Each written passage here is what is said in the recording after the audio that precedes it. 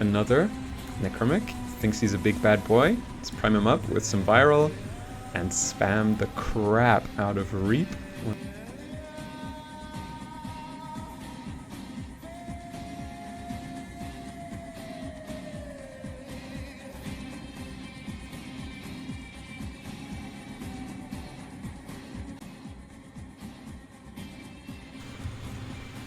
Hey everyone, hope you're really well.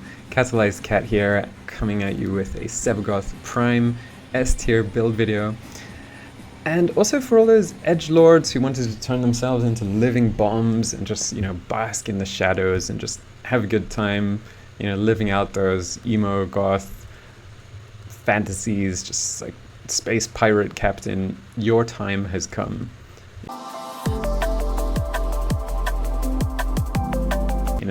For people looking for great builds, you're in luck. Venn diagram, we're covering both bases today. But yeah, for those who are that way inclined, works like a charm too. Let's actually just go straight on a hard solo mission. Let's find something good to do. I guess a disruption will be fine for now. Steel Path Disruption with our boy Sevagoth Prime. And we are running the Tenet Glaxion. We're running Epitaph, Tenet Grigori, and Nautilus with Verglas. Very, very good choice of weapons. I will explain more about how and why this build works extremely well and why I made the bold claim of it being S tier, which I don't think I've ever said in a video before, just because I always thought it was a little bit cringe to, have to quantify everything and say like, oh yeah, this build, is totally like this, and it's better than that. But Sevagoth just gets like crazy amount of kills per minute. I mean, close to 100 kills per minute without even trying. Essentially infinite energy. He's slowed everything to crap, and he can go to level cap. So like, what more do you want?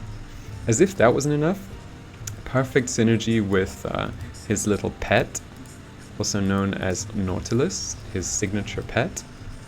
And he can nuke HP-based damage. So let's go see it in action on the Necromic, right? Reap and sow. And goodbye Necromic. Like, look at that. What the hell? What the hell was that? Yeah, a truck just hit the Necromic. And the truck is called Sevagoth. Does not care about Eximus either.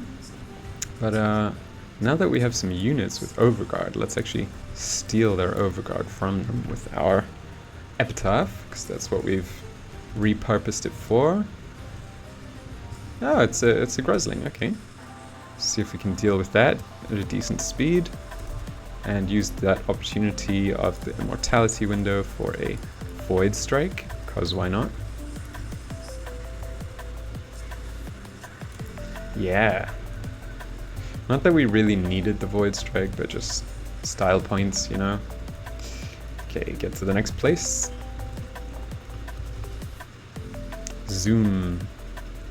Most fun aspect of Warframe. Speed. Changed my mind. You don't even need to take the drug. Just play Warframe. Or watch Keanu Reeves. It's pretty good too. Okay, so is really going to be breathtaking. You're breathtaking. You're all breathtaking. All right. So I got to finish this. So tell me. Another Necromic thinks he's a big bad boy. Let's prime him up with some viral and spam the crap out of Reap once he's got sow on him. Yeah, just look at that. We had Nourish and Arcane Energize plus a few energy orbs got us to full energy again, almost instantly. Is there a unit with some Overguard around? I don't know. Can't see it. If there was, we could steal it. We do want to do that against Murmur. The thing is that this thing procs magnetic. Okay, it didn't then. It does usually. And that steals your energy, which is like one of the few things that can rain on your parade. Reason being is Gloom gets deactivated and stuff starts hitting really fast, and then you have to spam Shield Gate with your abilities, which is not that much fun. But yeah, it can be done. It's fine too. Okay, let's double dash before activating our Nourish. So we get that sweet power strength and cast speed, ability strength from sling strength, power transfer gives us cast speed. What did it say? Something about crit damage. Increase amp crit damage, right. Okay, so Nourish. Gloom just stays active the entire game. Reap, so let's kill this one just with Reap. Okay, almost enough energy. We didn't prime him with Viral, that's why that didn't work, but next time. There is a line of sight check on the So Reap combo, so you will want to bear that in mind. And yeah, we really don't have that much use for Void Strike, but it's fun to do it once in a while. And let's see, is this dude given Overguard to anyone? No, of course not. Why would he? I'm just trying to show off in a video. Not a good enough reason, I guess.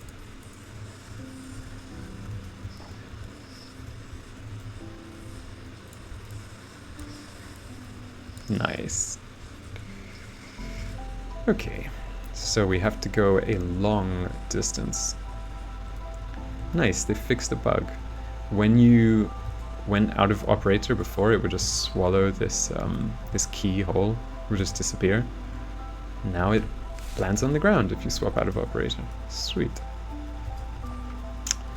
Okay, so yeah, I hope you're getting the gist of all this. If not, Void Strike and Operator Glaive will save you. Yeah. Oh, it's Torment. Okay. Kind of curious to see if my Operator can wreck Torment's face. It's looking good. It's looking good. I mean, Sevagoth definitely can. He has a much easier job than with Necromex. Violence, because Gloom is so good at slowing, Violence is actually a joke for Sevagoth, because he just keeps him at a sweet spot of the right range, and then his Violence, silence doesn't work, and Sevagoth just laughs at him. He just goes, haha, you suck. You're terrible. You call yourself an assassin, you're just an embarrassment, man. Report to your daddy. He's switched sides since Jade. Okay. Yeah. So that was 7 minutes. Hope you enjoyed this little Sevagoth run, and you can see his insane potential. The thing is, he does the same all the way up to level 10k, because his survivability is not based on armor, it's not based on the actual life of the enemy, it's based on percentages and timing. So as long as you don't screw up the timing, like I just kind of did, right? Then you have infinite shield gate, you have Sow and Reap just blowing the crap out of enemies, and after like level 2k, 3k at the latest, Tenet Glaxion stops really being able to shred that hard, and you hand it over to your abilities a bit more. But yeah, enough said. Let's actually go and look at our sweet setup in detail, see what it can do, and see why it works that well. One weapon you could also run, because we're spreading so many status effects, is Harmony. Could run that, but I don't know. I made another video about it. If you're interested, go watch that. So, yeah. Here we have Sevagoth. Cast speed shards, pretty essential, at least if you like comboing and pressing buttons quickly, which I do. Madurai, as I mentioned in the run, you want maxed power transfer, maxed sling strength, pretty cheap and easy to get. Just do a few days of grinding focus on the side, or you might already have this focus amount just waiting for you with like Archon shards, or not Archon shards, Eidolon shards, right? You might just have it spare. I think it's only 5 million or 10 million per tree to max out the entire tree.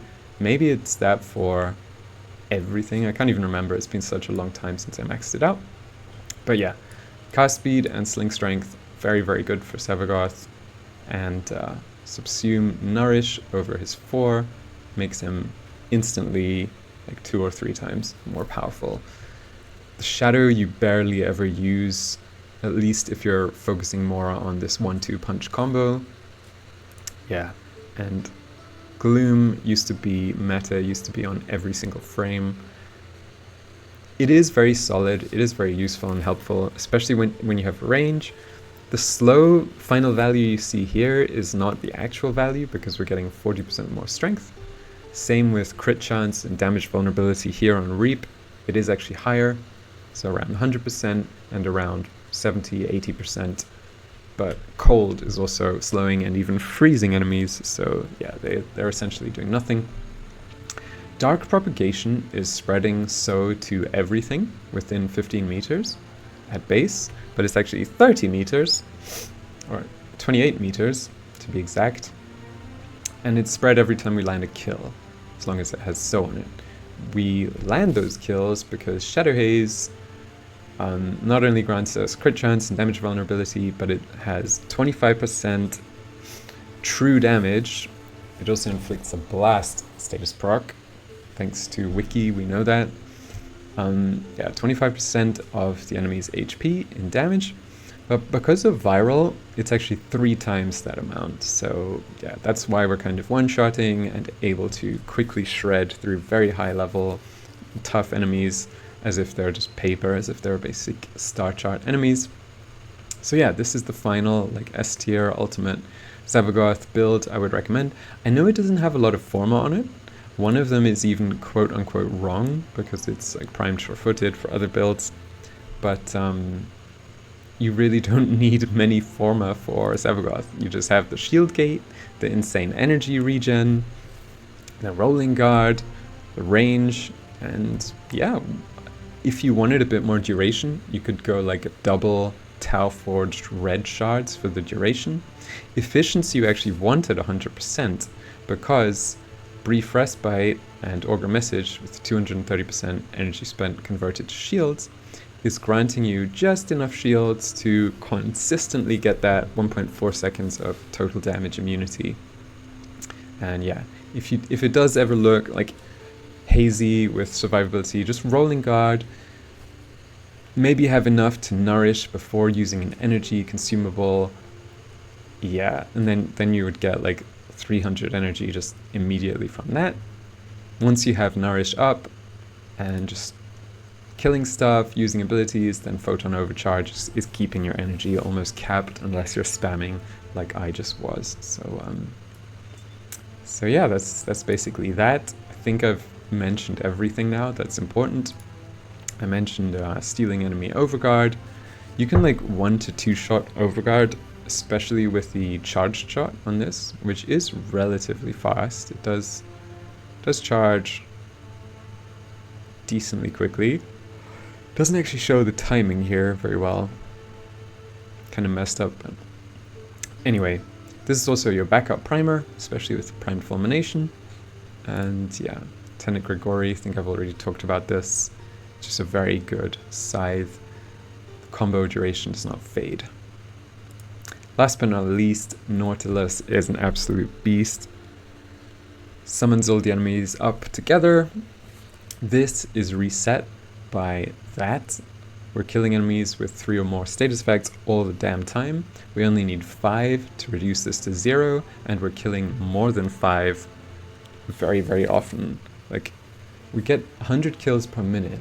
So that's, you know, at the very latest, like 5 every 3 seconds or so. So this is, yeah, it should be gathering the enemies up all the damn time.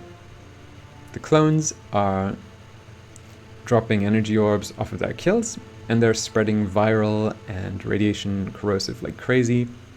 Guardian, as if we didn't have enough shield gating. Nautilus is spamming Guardian on us. I think it has like a cooldown of 5 seconds or so. So Manifold Bond also works on that. It seems to work on all the abilities simultaneously, so it doesn't like rotate its cooldown reduction, it just activates at the same time. And yeah, Momentous Bond primed regen keeps the actual Sentinel alive, even when we're under very heavy fire, because it just goes immortal. You might want to go more defensive and tanky and shred armor through your Sentinel. 15 times per second it fires with over 100% status chance. Very, very good. But I recommend this offensive setup with Sevagoth using Tenet Glaxion and the slow. You can afford to use the viral heat setup that just annihilates everything. Yeah, that's the gist of it. You can customize it a little bit, but the essentials, like the bare bones, you want viral very quickly, very reliably, so Nourish is very good. Tempest Barrage is like a close contender and much easier to get, because you just get Hydroid from Earth, and you can down the big fatso on Earth, what's his name, Vayhek, in like 2 minutes, and just get Hydroid very, very fast. Tempest Barrage would give you corrosive and viral, but Nourish is better in my opinion, because it also gives you that energy. And then you Sow and Reap for insane damage, whatever level your enemies are. Slow, if you can combo it with cold, yeah, that's why it works so well. And this weapon is best in slot in my opinion. You don't even need to use secondary or melee, they're just for style points really at that stage, 'cause, yeah, it's just total overkill. Okay, hope you've really enjoyed watching this video. I had a blast making it, I've had a blast playing Sevagoth finally. I feel he's in a good spot. The Tenet Glaxion with that augment does change his gameplay style. He can just afford to spam his abilities more, and I recommend getting it. You have 2 weeks or so before the season ends, so grind it out.